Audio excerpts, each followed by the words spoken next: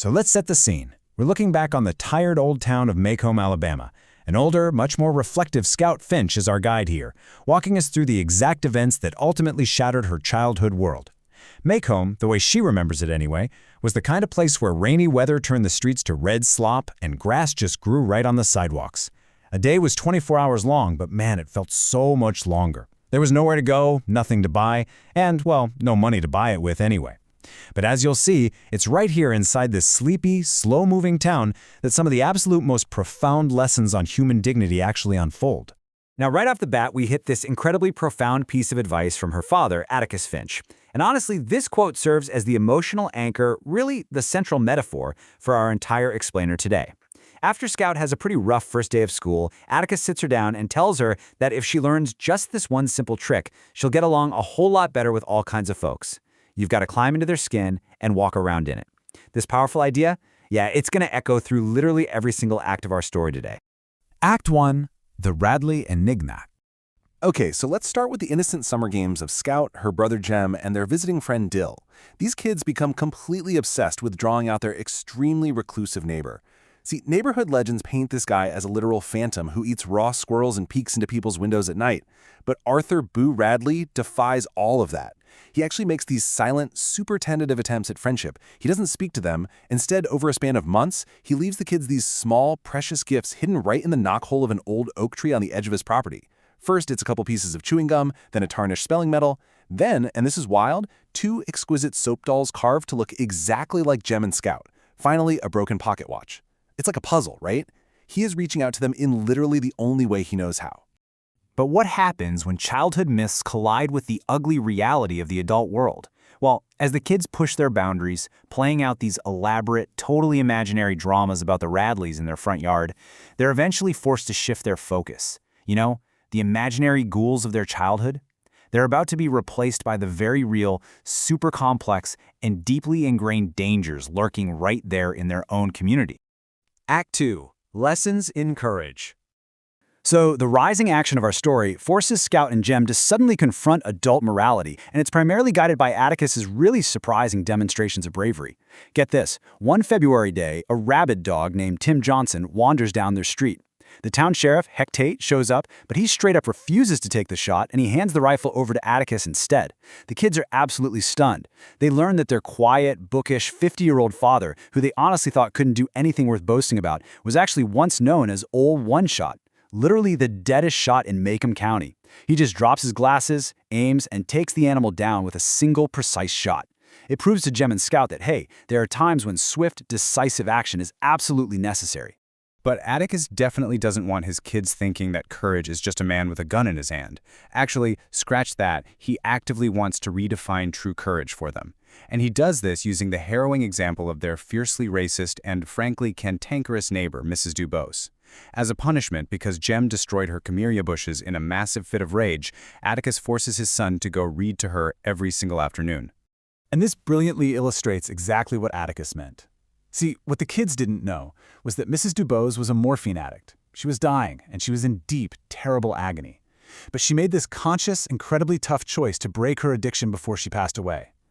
Those reading sessions with Jem, they were just a distraction to stretch out the agonizing time between her doses. By fighting an unwinnable battle against her own body, just so she could die beholden to nothing and nobody, she perfectly illustrates the difficult, almost certainly doomed path Atticus himself is about to walk. Act 3. The Courtroom Drama. This intense lesson in moral fortitude leads us directly into our dramatic climax. Atticus has been appointed to defend a black man, Tom Robinson, against a terrible, completely false accusation made by a white woman, Mayella Ewell. Inside the sweltering, absolutely packed Maycomb courthouse, the trial unfolds. On one side, the Ewells, Bob and his daughter Mayella, claim a brutal, unprovoked assault. But Atticus steps up and methodically, brilliantly dismantles their hateful and wildly inconsistent testimony. Then Tom Robinson takes the stand. He provides a respectful, soft-spoken account of simply trying to help Mayella chop up a piece of furniture because, well, he felt sorry for her. And in the segregated South, that statement practically seals his doom. A black man expressing pity for a white woman, that was completely unacceptable to the all-white jury. But let's look at the physical evidence, because it illustrates an undeniable truth here. First, Sheriff Tate testifies Mayella was heavily bruised on the right side of her face, meaning she had to have been hit by a left-handed attacker. Then, Atticus proves right there in court that Bob Ewell writes exclusively with his left hand. And then comes the visual bombshell. Tom Robinson stands up and the jury sees that his left arm is a full 12 inches shorter than his right. It was caught in a cotton gin when he was just a boy, and it hangs completely useless at his side.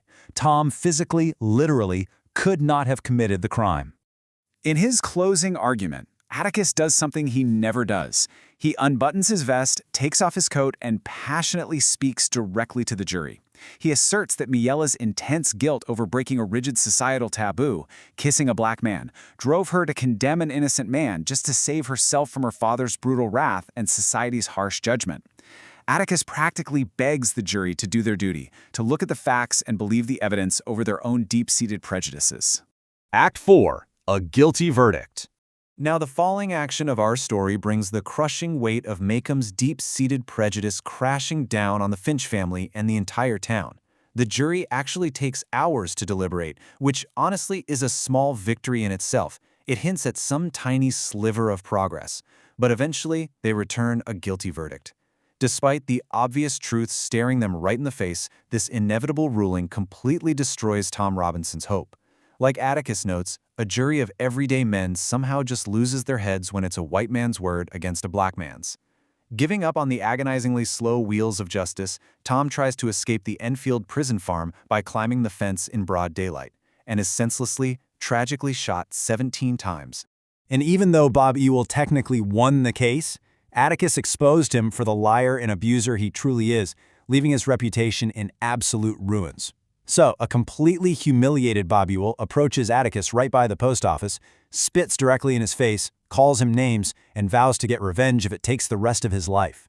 Atticus? He just calmly wipes his face and walks away. But Ewell's cowardly, festering revenge begins to target anyone connected to the trial.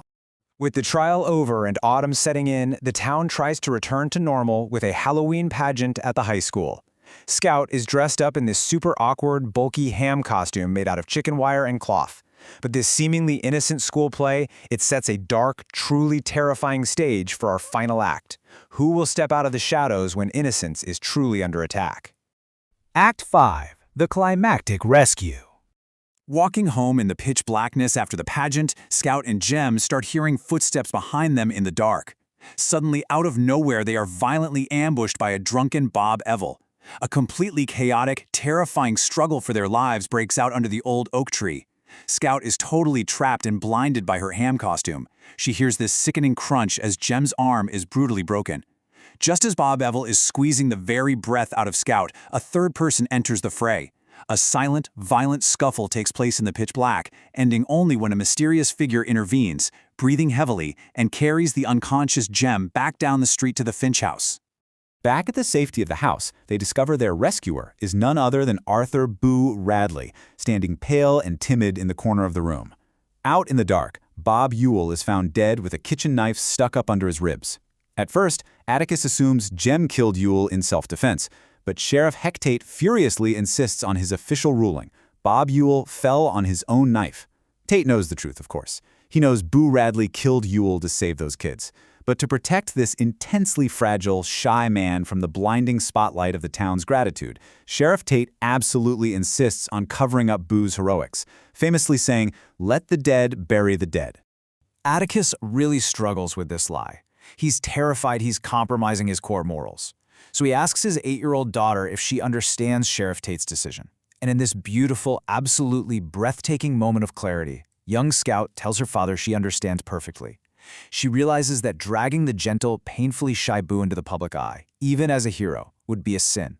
It would be just like destroying an innocent mockingbird that does literally nothing but sing its heart out for us. After walking Boo Radley back to his house for the very first and actually the only time, Scout turns around and simply stands on Boo's porch. She looks at the entire neighborhood from his perspective, tracing the events of the last few years right through his eyes. She watches his children play, get attacked, and ultimately need him. She finally did exactly what Atticus suggested at the very beginning of our story. She climbed into his skin and walked around in it. So as we wrap up this explainer, I want to leave you with a question. Think about your own life. How often do we judge our neighbors, our colleagues, or even total strangers without ever taking a single moment to truly climb into their skin?